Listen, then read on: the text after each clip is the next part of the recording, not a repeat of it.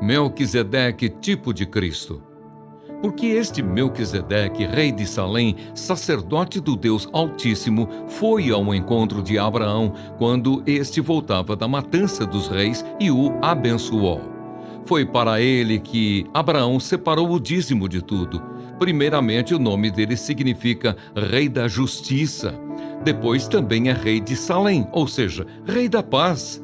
Sem pai, sem mãe, sem genealogia, ele não teve princípio de dias, nem fim de existência, mas, feito semelhante ao Filho de Deus, permanece sacerdote para sempre. O sacerdócio de Cristo é superior ao levítico. Vejam como era grande esse a quem Abraão, o patriarca, pagou o dízimo tirado dos melhores despojos.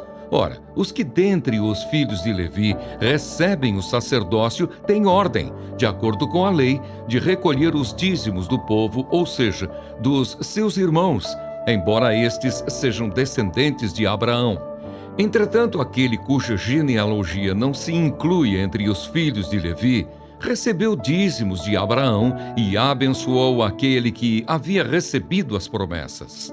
Evidentemente, não há dúvida de que o inferior é abençoado pelo superior. Aliás, aqui, os que recebem dízimos são homens mortais. Porém, ali o dízimo foi recebido por aquele de quem se testifica que vive. E, por assim dizer, também Levi, que recebe dízimos, pagou-os na pessoa de Abraão.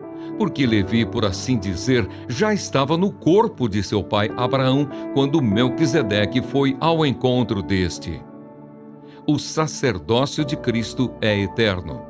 Portanto, se a perfeição fosse possível por meio do sacerdócio levítico, pois foi com base nele que o povo recebeu a lei, que necessidade haveria ainda de que se levantasse outro sacerdote, segundo a ordem de Melquisedeque e não segundo a ordem de Arão? Pois quando se muda o sacerdócio, necessariamente muda também a lei. Porque aquele de quem são ditas estas coisas pertence a outra tribo, da qual ninguém prestou serviço diante do altar. Pois é evidente que nosso Senhor procedeu de Judá, tribo a qual Moisés nunca falou nada a respeito de sacerdócio. E isto é ainda muito mais evidente quando, à semelhança de Melquisedeque, surge outro sacerdote, constituído não conforme a lei de mandamento carnal, mas segundo o poder de vida que não tem fim. Porque dele se testifica: você é sacerdote para sempre, segundo a ordem de Melquisedeque. Portanto, por um lado, se revoga a ordenança anterior por causa de sua fraqueza e inutilidade, pois a lei nunca aperfeiçoou coisa alguma. E, por outro lado, se introduz esperança superior, pela qual nos chegamos a Deus. E isto não se deu sem juramento, porque os outros são feitos sacerdotes sem juramento, mas este foi feito sacerdote com juramento por aquele que lhe disse: o Senhor jurou e não se arrependerá. Você é sacerdote para sempre. Por isso mesmo, Jesus se tornou fiador de superior aliança. Ora, os outros são feitos sacerdotes em maior número, porque a morte os impede de continuar. Jesus, no entanto, porque continua para sempre, tem o seu sacerdócio imutável. Por isso também pode salvar totalmente os que por ele se aproximam de Deus, vivendo sempre para interceder por eles.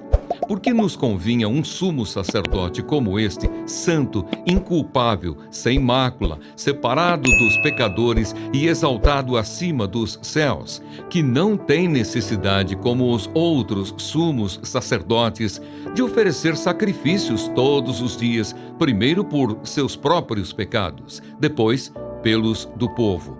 Porque fez isto uma vez por todas, quando a si mesmo ofereceu. Porque a lei constitui homens sujeitos a fraquezas como sumos sacerdotes. Mas a palavra do juramento, que foi posterior à lei, constitui o Filho, perfeito para sempre.